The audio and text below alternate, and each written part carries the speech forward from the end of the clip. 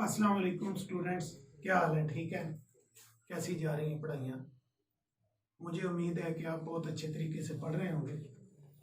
औज़ु बिल्लाहि मिनश शैतानिर रजीम, बिस्मिल्लाहिर रहमानिर रहीम।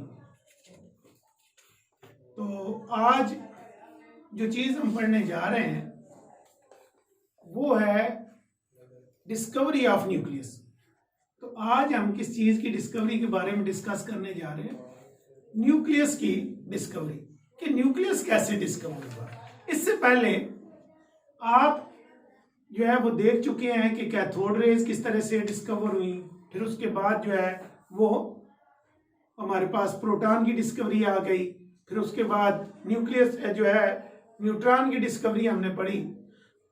इस वक्त जिस बात पे हम जो है वो बात करने जा रहे हैं वो ये कि न्यूक्लियस इसके एटम के स्ट्रक्चर को समझने के लिए हमें न्यूक्लियस की डिस्कवरी जो है वो किस तरीके से मिली। तो ये एजाज जो है, ये इज्जत जो है, ये अल्लाह पाक ने बख्शी रदरफोर्ड को कि उसने न्यूक्लियस जो है वो डिस्कवर किया। हुआ यूं कि एटम जो है इसके बारे में डाल्टन ने एक बात बोली थी। डाल्टन ने कहा था कि एटम को डिवाइड नहीं किया जा सकता। फिर ऐसे हुआ कि इलेक्ट्रॉन मिल गया, प्रोटॉन मिल गया, न्यूट्रॉन मिल गया, ये फंडामेंटल पार्टिकल जब मिल गए तो बहुत सारे मॉडल जो है वो सामने आए कि एटम इस तरह का है, एटम इस तरह का है। ये बात जो है ये लोगों के दिलों में बैठ गई कि एटम के बारे में पता किया जाए कि ये कैसा है। अब एक मॉडल जो है उसको प्लम पडिंग मॉडल जो है वो बोला गया, और उसमें ये था कि ये जैसे कोई खिचड़ी पकी होती है तो एटम भी इसी तरह से है कि इसमें न्यूट्रॉन, इलेक्ट्रॉन, प्रोटॉन जो है वो सारे एक ही जगह पे जो है ना उनको मिक्स करके रख दिया गया। और यूं आप समझ लें कि अगर इस तरह का न्यूक्लियस एक एटम है तो इसमें ये प्रोटॉन यहाँ पे पड़ा हुआ है, यहाँ पे पड़ा हुआ है, यहाँ पे पड़ा हुआ है, यहाँ पे प्रोटॉन पड़ा हुआ है, कहीं इसके अंदर जो है ये न्यूट्रॉन है, ये न्यूट्रॉन, ये न्यूट्रॉन, और इनके अंदर ही इलेक्ट्रॉन जो है वो भी तशरीफ रख रहे हैं। इतने ही के पूरा जो एटम है वो एक न्यूट्रल बॉडी के तौर पे सामने आता है। अब रदरफोर्ड जो है उन्होंने एक ऑपरेटस डिजाइन किया और जो एक्सपेरिमेंट किया उसके साथी साइंसदान जो थे वो भी उसके ऊपर काम कर रहे थे।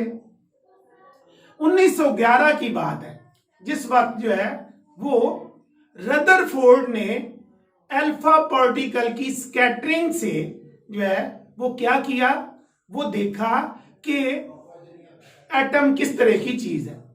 अब इस को जो उन्होंने दरियाफ्त किया जो तो वो चीज थी न्यूक्लियस। ठीक है जी। अब न्यूक्लियस कैसे दरियाफ्त किया रदरफोर्ड ने?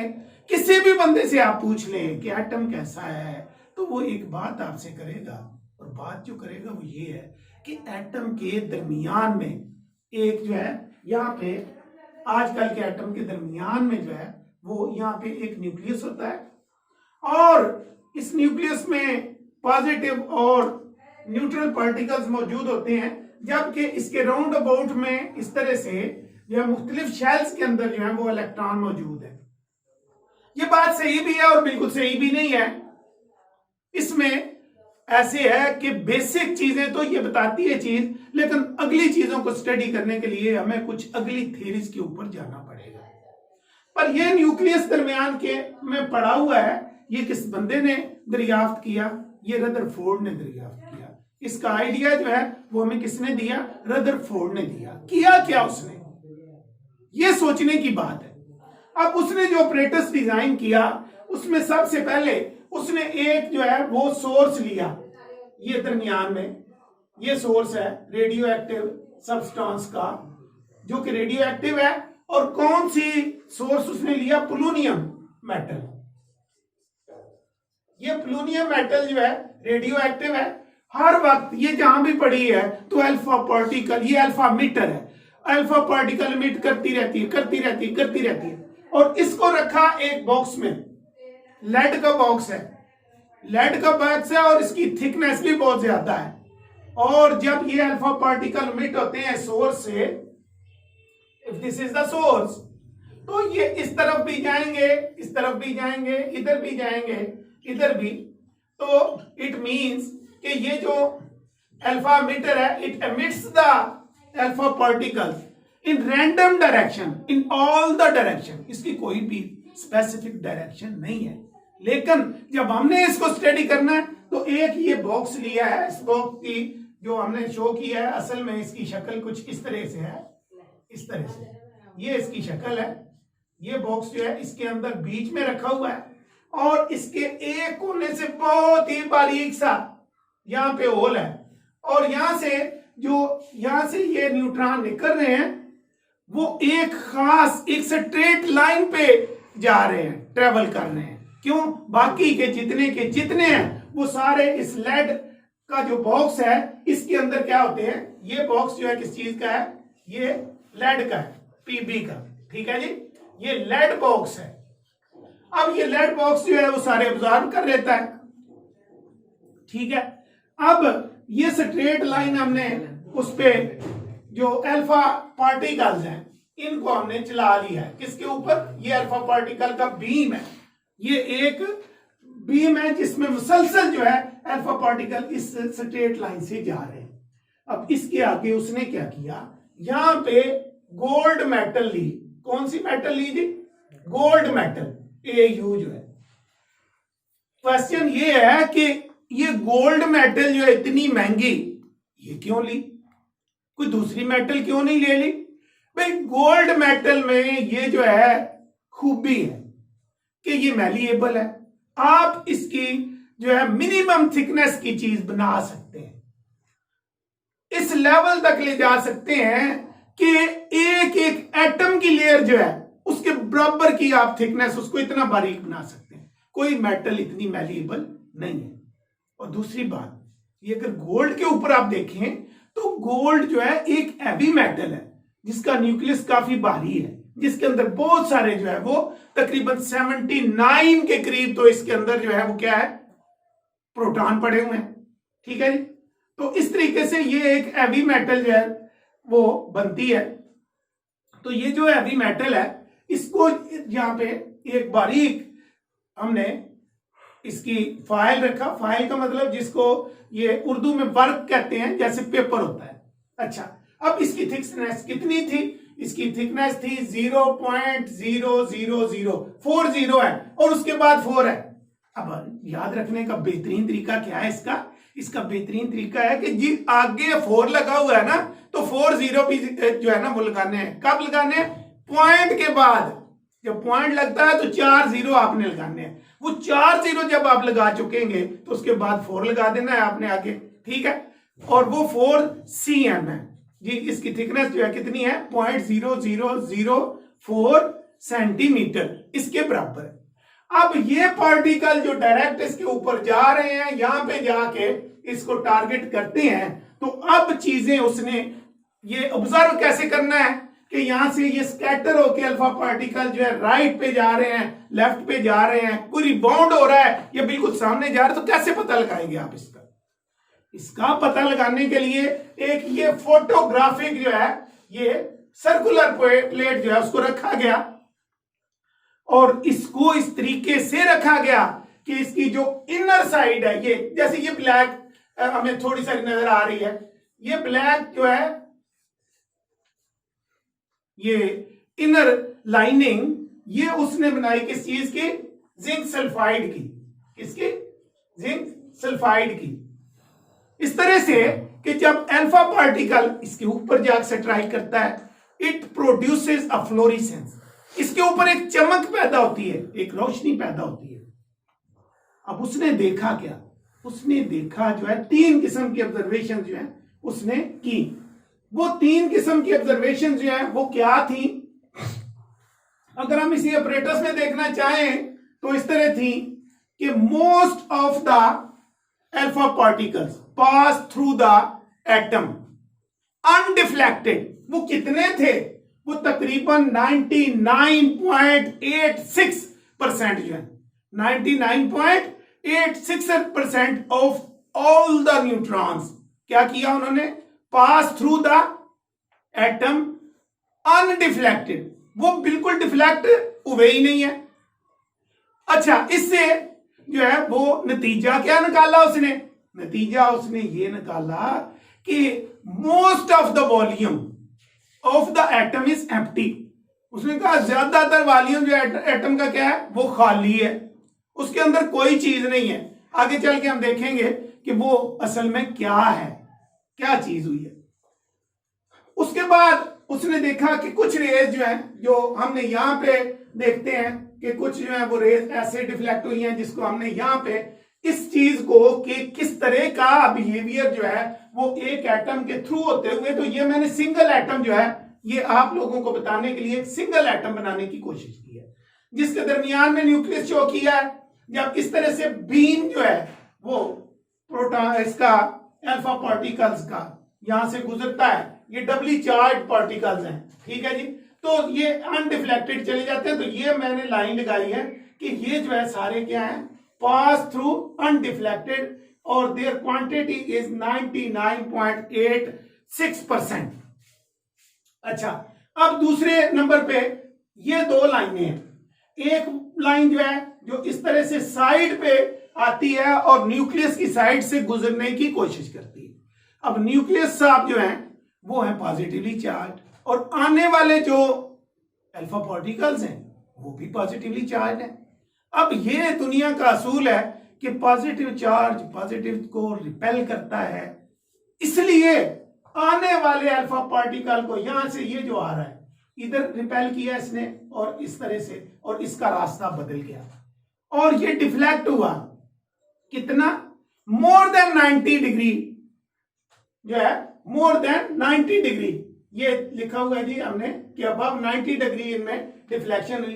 कितने में से कितने अल्फा पार्टिकल्स जो हैं वो इस तरह की डिफ्लेक्शन का शिकार हुए, उनको इस तरह का एक्सपीरियंस हुआ। अगर ये देखा जाए तो हर 800 अल्फा पार्टिकल में से एक ऐसा था जो 90 डिग्री से ज्यादा के एंगल पे यहां से जिसने अपना रास्ता बदला। अब इसकी क्या वजह थी, वजह इसकी ये थी, इससे पता क्या चला कि जो सेंट्रल पार्ट है किसका, एटम का, somehow that is positively charged, वो किसी तरीके से क्या है, वो पॉजिटिवली चार्ज है, ठीक है जी, किसी तरीके से क्या है, पॉजिटिवली चार्ज है। और जब पॉजिटिव अल्फा पार्टिकल उसके करीब जाता है तो वो उसको धक्का देके दूर फेंक देता है। और इससे भी बड़ी ऑब्जर्वेशन एक और थी कि इनमें से बहुत ही थोड़े मिकदार कितनी है जी, तकरीबन हर 2000 में से एक अल्फा पार्टिकल ऐसा भी था जो रिबाउंड बैक हुआ, इस तरह से गया, सामने न्यूक्लियस था, न्यूक्लियस पॉजिटिवली चार्ज तो था ही था, लेकिन ये बहुत ही हार्ड पार्ट था, hardest part of the atom, जिसके साथ जाके अल्फा पार्टिकल कोलाइड किया, कोलाइड करने के बाद जो है वो रिबाउंड बैक हुआ at an angle of approximately 180 degree, तकरीबन 180 डिग्री पे क्या हुआ, यानी जिस रास्ते गया था उसी रास्ते से वापस आ गया, खोटे पैसे की तरह, ठीक है।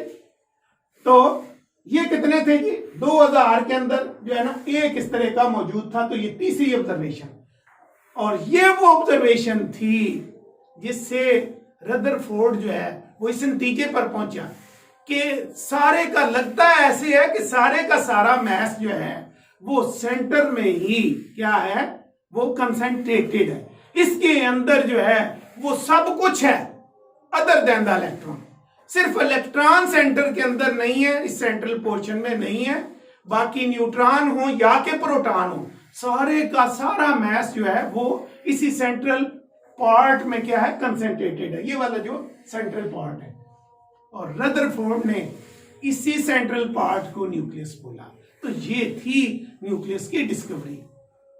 अब इससे क्या हुआ, उसने कहा कि ये जो प्लम पडिंग मॉडल था जिसके अंदर हमने कहा कि ये तो एटम जो है क्या, ये खिचड़ी है, ठीक है, किसके अंदर जो है वो बस बिखरे पड़े हैं प्रोटॉन और बिखरे पड़े हैं न्यूट्रॉन और इलेक्ट्रॉन, इनकी अरेंजमेंट कुछ ऐसी है कि बस इकट्ठे ही रख दिए गए, ऐसा कुछ भी नहीं है।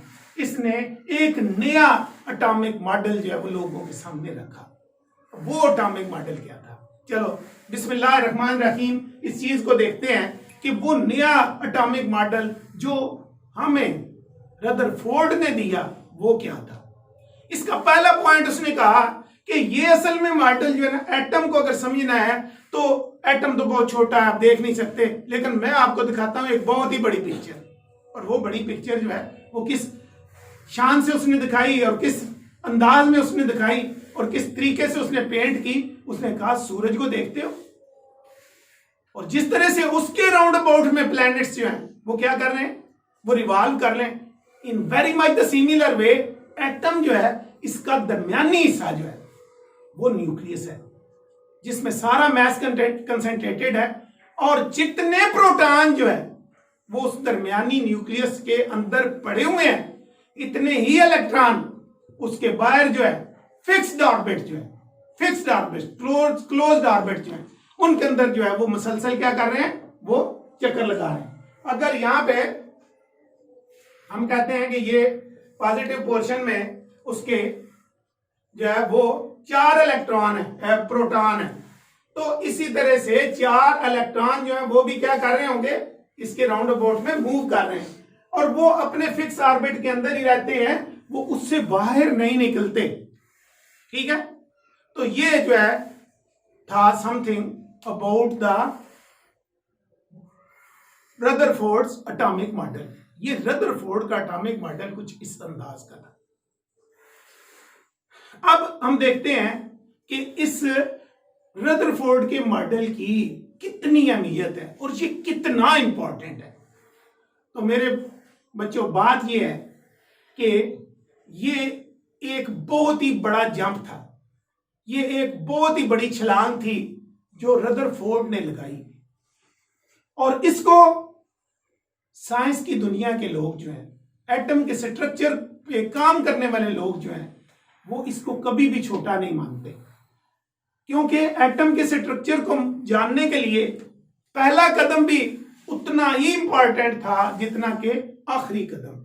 इसके बाद बोर का मॉडल आया, इसके बाद जो है वो क्वांटम के मॉडल्स आए, इसके बाद जो है वो हमें श्रोडिंगर बेवकवियन मिली, जिससे हमने एक एटम के अंदर इलेक्ट्रॉनों को भी सही सही जगह पे पहुंचा दिया।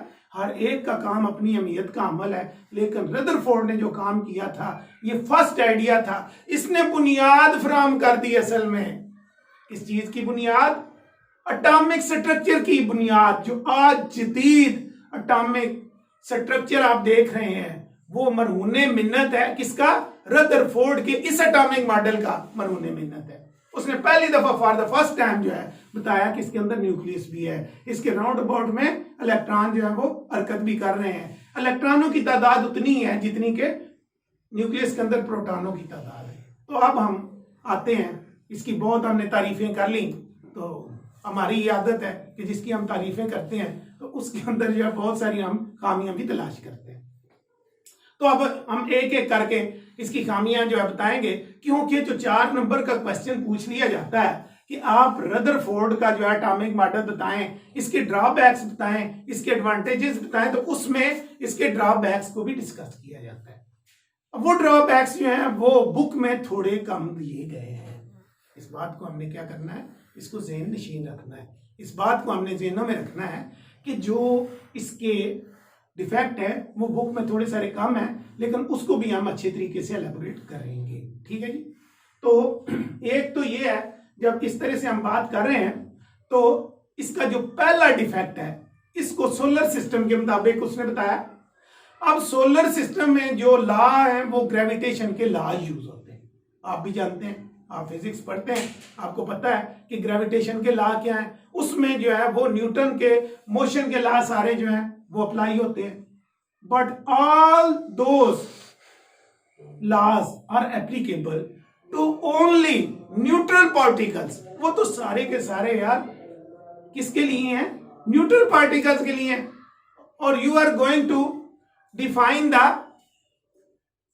Electrically charged particle, you are dealing with electrically charged particle which are proton and electron, and here especially जो है न्यूक्लियस स्ट्रक्चर में आप इलेक्ट्रॉनों से डील कर रहे हैं और उनको घुमा रहे हैं आप जो है न्यूक्लियस के राउंड अबाउट जो है, तो ये उस पर उस तरह से नहीं लगते ना जचते हैं। अब क्या है कि जो आपका इलेक्ट्रॉन है यहां पे दिया हुआ और जो चार्ज पार्टिकल के मोशन को डील करने वाले लॉज हैं वो हमें क्या बताते हैं?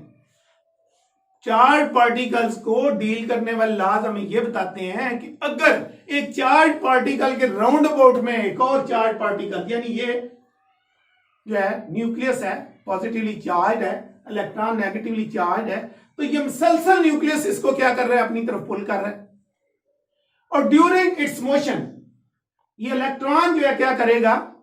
ये न्यूक्लियस की तरफ जो है खींचता चला आएगा और रादर देन कि ये फिक्स ऑर्बिट में मूव करे, ये क्या करेगा? ये एक स्पाइरल पाथ जो है उसको फॉलो करेगा। ठीक है।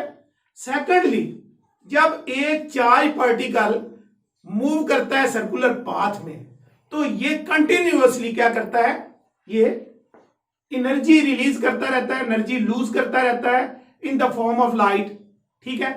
तो अगर ऐसी ही बात है कि ये जो है वो मूव कर रहा है तो इसको कंटिन्यूअसली क्या करना चाहिए? लाइट एमिट करनी चाहिए। क्या करना चाहिए? कंटिन्यूअस स्पेक्ट्रम देना चाहिए।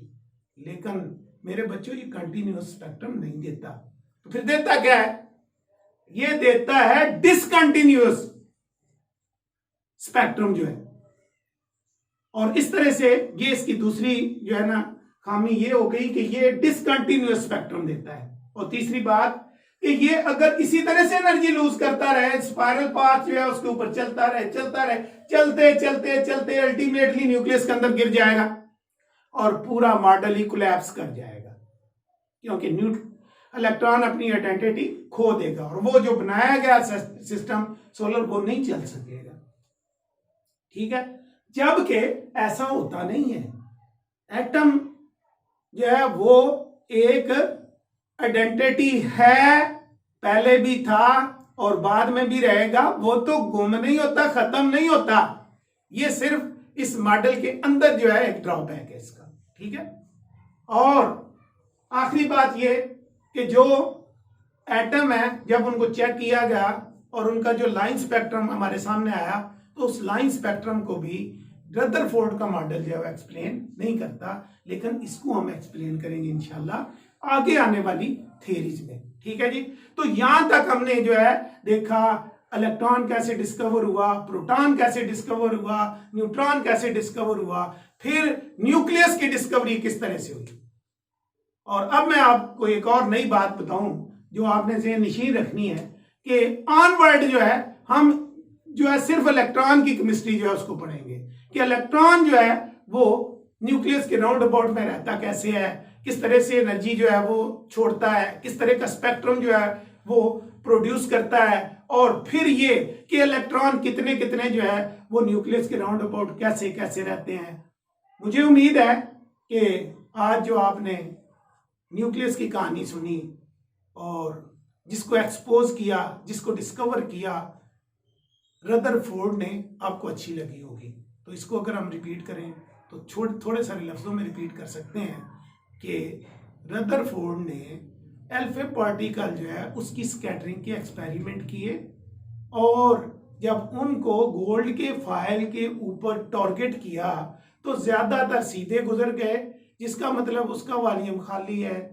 कुछ जो है वो खास 90 डिग्री से ऊपर जो है वो उन्होंने रास्ता चेंज किया, जिसका मतलब ये है कि इसका सेंटर भी अल्फा पार्टिकल्स की तरह पॉजिटिवली चार्ज है और अपनी तरह के चार्ज को अपने करीब नहीं भटकने देता। और तीसरी बात कि जो बहुत ही थोड़े पार्टिकल रिबाउंड बैक हुए, यानी खोटे पैसे की तरह वापस चले गए उसी रास्ते से जिस रास्ते से वो आए थे, तो ये वो सेंट्रल न्यूक्लियस जो है न्यूक्लियस के साथ जाके टकराए हैं और यही असल में न्यूक्लियस था। और बाकी फिर इसको जो है थ्योरी सिर्फ इतनी सारी है कि जिस तरह से सूरज का सोलर सिस्टम है और उसके प्लैनेट हैं, इसी तरह से इलेक्ट्रॉन जो है वो सेंट्रल न्यूक्लियस जो है जिसके अंदर प्रोटॉन और न्यूट्रॉन पड़े हैं उसके राउंड अबाउट में घूमता रहता है। मेरी दुआ है कि अल्लाह आपको ये जो है न्यूक्लियस की डिस्कवरी इसको याद करना आसान बना दे। ये 4 नंबरों का पूछ लिया जाता है, बहुत ही आसान है और इसके ड्रॉबैक्स जो है वो आपको याद रहे। अगर मैंने अपने पढ़ाने में कोई गलती की है तो अल्लाह ताला उसका असर आपके दिलों पे, आपके दिमागों पे ना करे, और जो चीज़ें मैंने सही पढ़ाई हैं वो अल्लाह ताला जो है वो आपके दिलो दिमाग में जो है वो रासख कर दे और इसको आपके लिए आसान बनाए।